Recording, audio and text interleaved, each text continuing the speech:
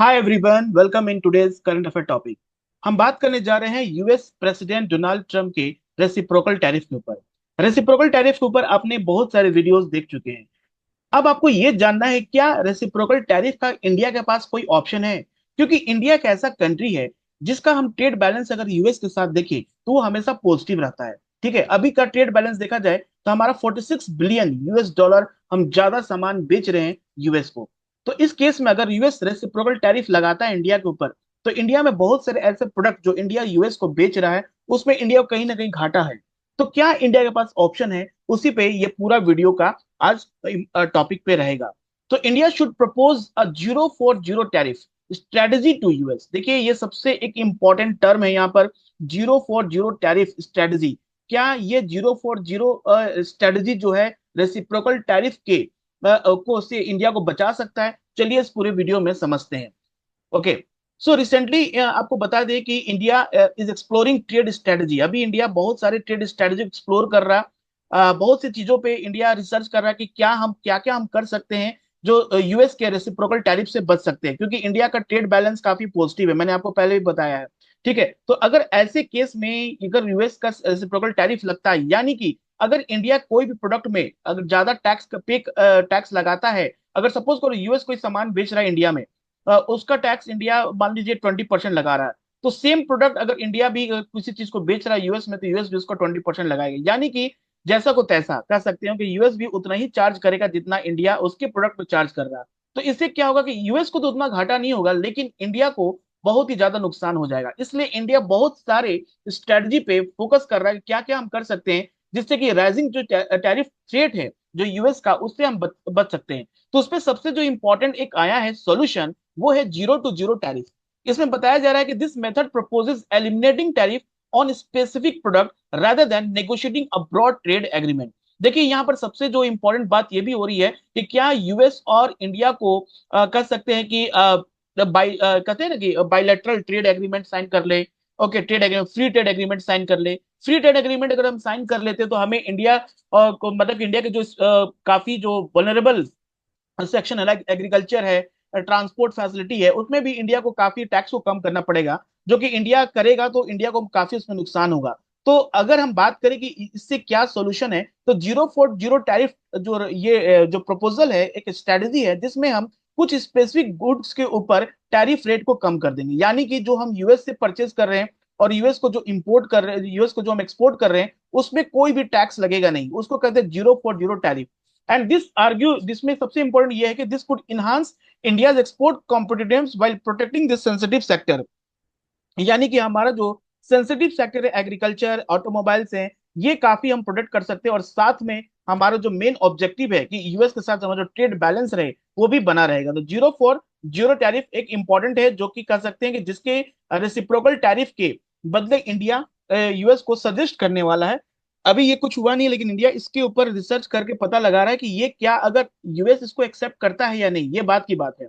अगर हम बात करें 0 for 0 टैरिफ के ऊपर, तो 0 for 0 टैरिफ क्या है, एक तरह का है कि जिसमें दो कंट्री इन्वॉल्व होते हैं, identifying specific product category to eliminate tariff on them. तो दोनों कंट्री का जो कॉमन प्रोडक्ट होगा, कि ये सारे कॉमन प्रोडक्ट हैं, इन सारे पे ना इंडिया टैक्स कोई लगाएगा ना यूएस टैक्स लगाएगा।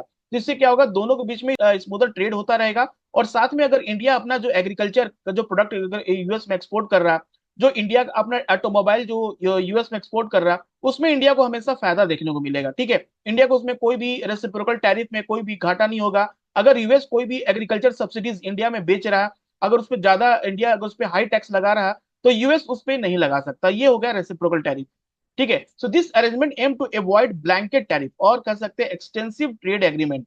तो ग्लोबल ट्रेड रिसर्च इनिशिएटिव बहुत इंपॉर्टेंट है, GTRI, global trade research initiative, claim that अगर ऐसा करते तो 90% of industrial good traded between India and US could qualify. इसमें अगर हम बात करते हैं तो इसमें 90% जो गुड्स है इंडिया और यूएस के बीच में, हम जितना ट्रेड करते हैं, जितना भी गुड्स में ट्रेड करते हैं, उसका 90% 0 for 0 टैरिफ के लिए एप्लीकेबल हो सकता है। यानी कि इंडिया का जो ट्रेड बैलेंस है यूएस के साथ 46 बिलियन, जो कि 2024 में एक ट्रेड सरप्लस देखने को मिला था, वो कंटिन्यू भी 2025 में भी देखने को मिल सकता है। तो इस स्ट्रेटजी को इंडिया को यूएस के सामने रखना पड़ेगा।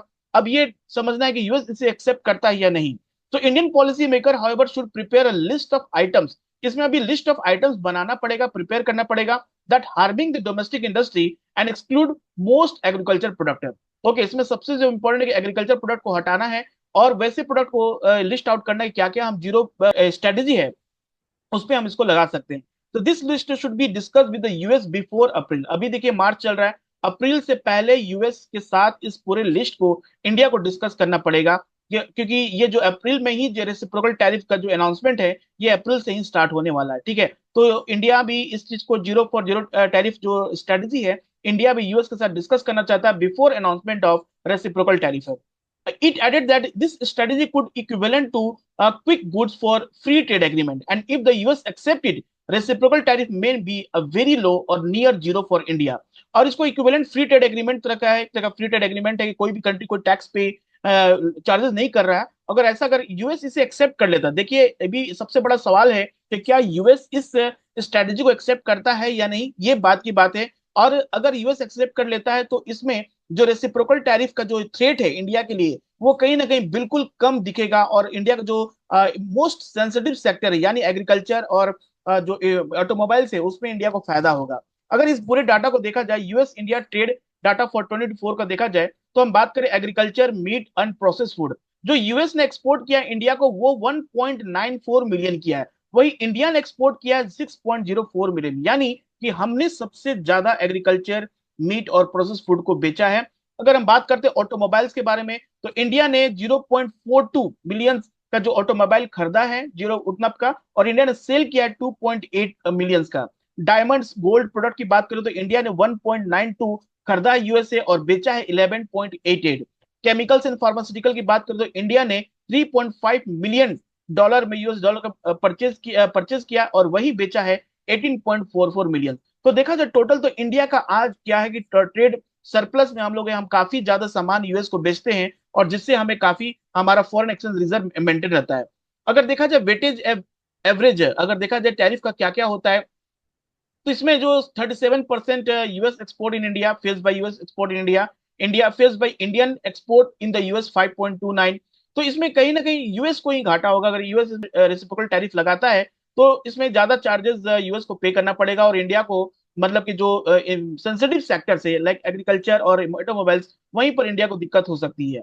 अगर बात करें कि इससे जीरो फॉर जीरो अप्रोच से क्या क्या फायदा हो सकता है, तो जीरो फॉर जीरो अप्रोच से फायदा ये हो सकता है it can be implemented quickly, इसका इंप्लीमेंटेशन काफी क्विकली हो सकता है। Unlike lengthy bilateral trade agreement, जो बायलैटरल ट्रेड एग्रीमेंट्स होते हैं उसमें मंथ्स लग जाते हैं, कभी कभी तो ईयर लग जाता है, उसके बहुत सारे जो डिपार्टमेंट्स है उनसे अप्रूवल लेना पड़ता है। दूसरा इसका सबसे इंपॉर्टेंट फायदा ये है कि it could mitigate the impact of US tariff. Okay, जो यूएस का जो टैरिफ है रेसिप्रोकल टैरिफ उसको कहीं ना कहीं खत्म करेगा। इसमें सबसे इंपॉर्टेंट है कि हम स्पेसिफिक गुड्स पे फोकस कर सकते हैं and we can protect sensitive industries like agriculture and automobile, जो एग्रीकल्चर ऑटोमोबाइल्स उसको हम लोग प्रोटेक्ट कर सकते हैं। तो ये जो जीटीआरआई है जिसने सजेस्ट किया इंडिया को कि ये potential tariff on remaining 10% of the goods will have minimal impact, कहेंगे कि जो 90% ऑफ द गुड्स है इंडिया और यूएस के बीच में जो ट्रेड होता है वो जीरो फॉर जीरो अप्रोच में अगर आ जाता है, और नेक्स्ट जो 10% है, जो 10% जो कि इस लिस्ट में शामिल नहीं होता है, तो उस पर रेसिप्रोकल टैरिफ का इंडिया पे उतना नुकसान नहीं होगा जितना अभी तक समझा जा रहा है। ठीक है, लेकिन इसके पीछे चैलेंजेस भी हैं। क्या क्या चैलेंजेस है? चैलेंजेस बहुत सारे हैं, क्योंकि सबसे बड़ा बात यह है कि यूएस एक्सपेंशन प्लान, यूएस का सबसे बड़ा है कि यूएस टारगेट कर रहा है इंडिया के एग्रीकल्चर और ऑटोमोबाइल सेक्टर्स को ही। अब इसमें यह भी बहुत बड़ी सवाल है कि क्या यूएस इसे एक्सेप्ट करेगा। अगर ये ट्रेड रिलेशन की बात है या कह सकते हैं ट्रेड के ऊपर तक ये रेसिप्रोकल टैरिफ का जो थ्रेट है, तो अगर वो ट्रेड को लेकर यूएस के मन में है तो कोई बात नहीं, कहीं ना कहीं यूएस का टारगेट कुछ किसी अदर सेक्टर को लेकर भी है। यूएस कहीं ना कहीं अंदर ही अंदर इंडिया के किसी अदर सेक्टर को टारगेट कर रहा, फ्रॉम द रेसिप्रोकल टैरिफ के मेन रखकर एक मेन ढाल बनाकर किसी अदर सेक्टर को भी टारगेट कर रहा है। अगर यूएस इस चीज को एक्सेप्ट नहीं करता जीरो फॉर जीरो अप्रोच को, तो ये बात बिल्कुल क्लियर हो जाएगा कि यूएस का टारगेट कुछ और इंपॉर्टेंट सेक्टर से इंडिया का सिर्फ ट्रेड ही नहीं है। ठीक है, so aim to grow its presence in India automobile and agriculture sector, जो कि यूएस काफी ज्यादा चाहता है कि उस सेक्टर में यूएस का इन्वॉल्वमेंट हो। बायलेटरल ट्रेड पैक्ट प्रेशर, क्योंकि इंडिया पे वो बायलेटरल ट्रेड पैक्ट का प्रेशर बनाना चाहता है कि वो इंडिया यूएस के साथ बायलेटरल ट्रेड एग्रीमेंट साइन कर ले, जिससे कि New Delhi to sign bilateral trade deal instead of broader agreement through zero for zero approach. Tariff concern है Trump has criticized India's high duty on luxury cars and motorcycle, especially Harley Davidson, जो कि India में consumer काफी ज्यादा है। और आपको बता दें, रिसेंटली टेस्ला कंपनी ने भी अनाउंस किया है इंडिया में अपना जो एक यूनिट खोलने का, एक दिल्ली और मुंबई में। तो भी यूएस के प्रेसिडेंट को कहीं ना कहीं अच्छा नहीं लग रहा। एग्रीकल्चर मार्केट एक्सेस करना चाहता है US. US want to increase access to its farm product in India.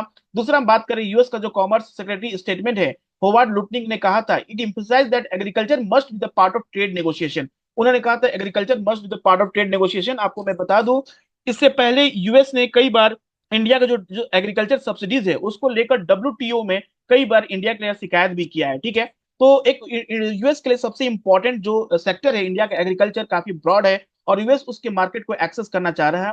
Shift from 040 approach, the Trump administration favour the comprehensive trade pact over a product specific agreement. और इसका सबसे बड़ा यह भी हो सकता है कि जब इंडिया 040 अप्रोच लेकर यूएस प्रेसिडेंट के पास जाए तो उस समय यूएस के प्रेसिडेंट ये बोल दे कि जो आप गुड्स, जो एक सिलेक्टिव गुड्स को लेकर आए हैं, हम चाहते हैं कॉम्प्रिहेंसिव ट्रेड पैक्ट हो जिसमें सारा का सारा गुड्स आ जाए, जिसमें कि आपका एग्रीकल्चर भी आ जाए, ऑटोमोबाइल भी आ जाए।